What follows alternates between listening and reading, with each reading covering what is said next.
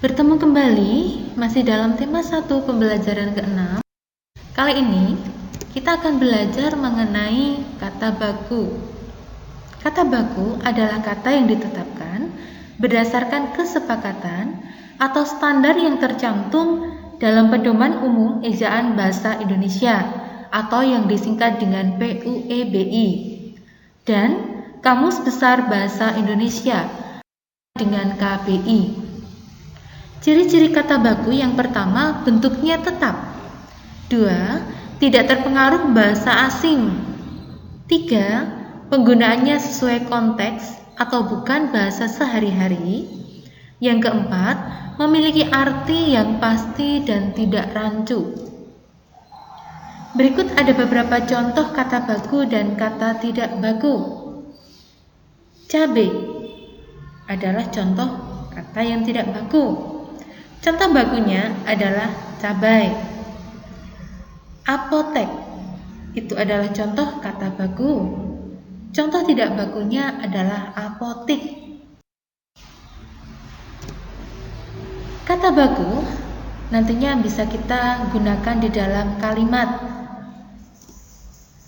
Kalimat baku, contohnya, Ibu membeli cenderamata sebagai bukti pernah mengunjungi suatu tempat.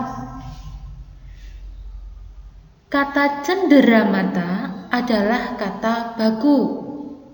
Bentuk tidak bakunya adalah cenderamata. Selanjutnya contoh dari kalimat tidak baku. Harga cabai saat ini naik nggak ketanggung-tanggung. Kata cabai merupakan bentuk tidak baku. Kata bakunya adalah cabai. Gak tanggung-tanggung merupakan serapan dari bahasa sehari-hari.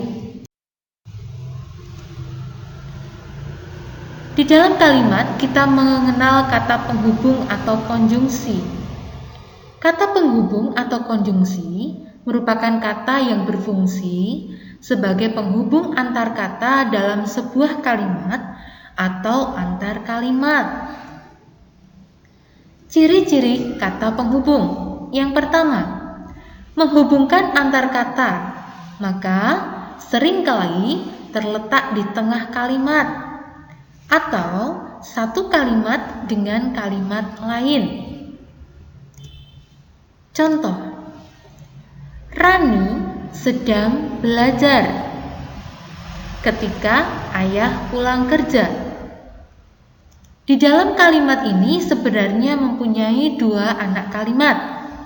Kalimat yang pertama adalah Rani sedang belajar.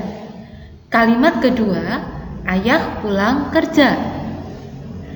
Kita menggunakan kata penghubung ketika sehingga menjadi satu kalimat, Rani sedang belajar ketika ayah pulang kerja.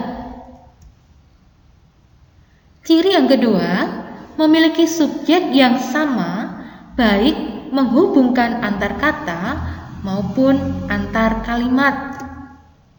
Contoh, Rani sedang belajar ketika ayah pulang kerja.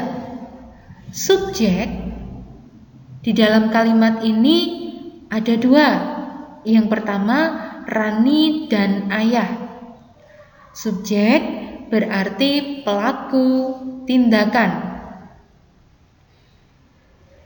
Ada dua buah kalimat. Yang pertama, Rani sedang belajar.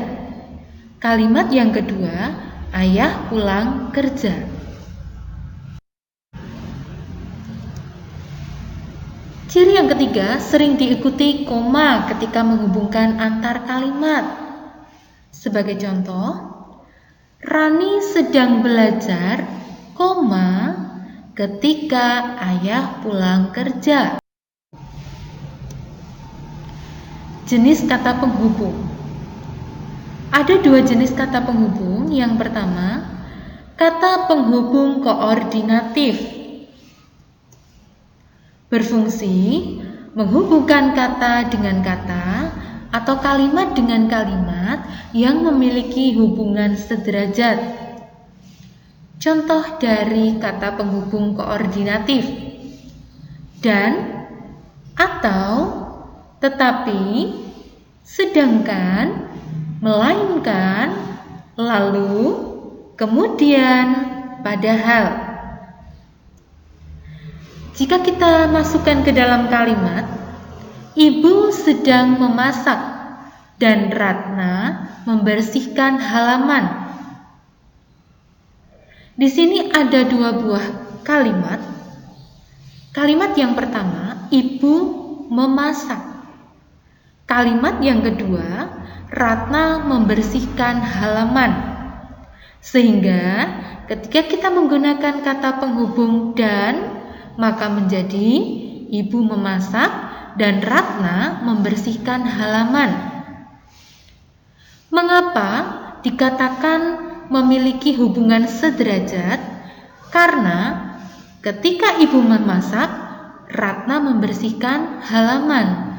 Dua kegiatan ini berjalan bersama-sama.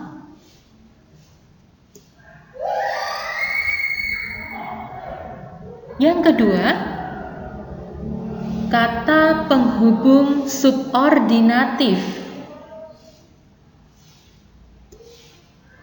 berfungsi menghubungkan kalimat dengan kalimat yang tidak sama dengan derajatnya. Contoh, kata penghubung subordinatif: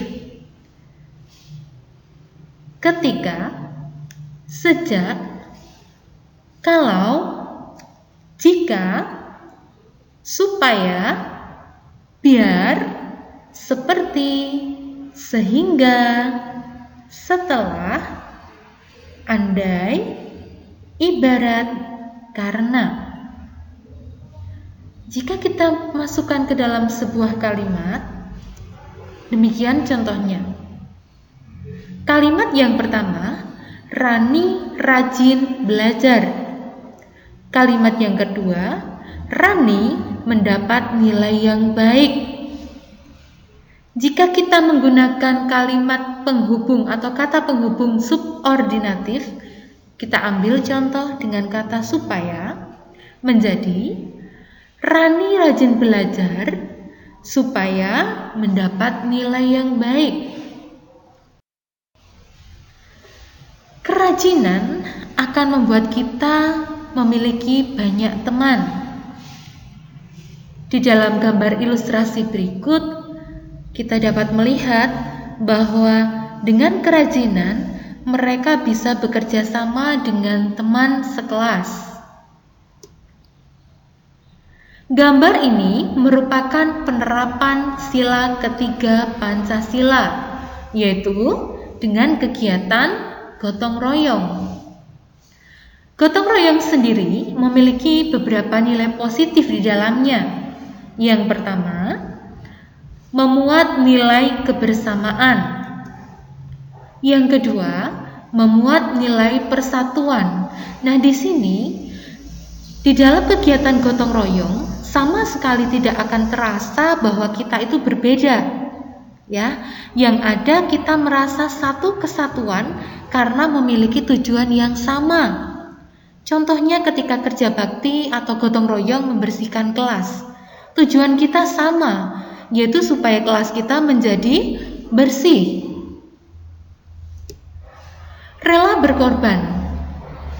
Di dalam kegiatan gotong royong ada beberapa hal yang kita korbankan. Yang pertama, tenaga. Sudah pasti capek. Tetapi ketika kita bersama-sama melakukan kegiatan yang sama dengan tujuan yang sama, rasa capek itu akan tergantikan dengan hasilnya. Kita dapat memiliki ruang kelas yang bersih, memiliki ruang kelas yang nyaman untuk belajar. Dan yang keempat, tolong-menolong. Manusia diciptakan sebagai makhluk sosial yang tidak dapat hidup sendiri tanpa bantuan orang lain. Ketika kita menolong orang lain, Apa yang kita lakukan haruslah didasari dengan hati yang tulus. Yang keempat adalah sosialisasi. Dengan kita melakukan kegiatan bersama, gotong royong, itu kita akan belajar bersosialisasi dengan lingkungan di mana kegiatan itu diadakan. Karena manusia sebagai makhluk sosial, maka kita perlu belajar untuk bersosialisasi dengan lingkungan di mana kita tinggal. Jangan sampai kita tidak mengenal teman-teman kita, tetangga kita, karena kita tidak pernah bersosialisasi. Ya, masih semangat untuk belajar? Kita akan mengerjakan beberapa soal. Di sini soal sudah tersedia, ada 5 butir soal. Silahkan untuk dikerjakan. Sampai bertemu kembali pada pembahasan selanjutnya. Jangan lupa like dan subscribe.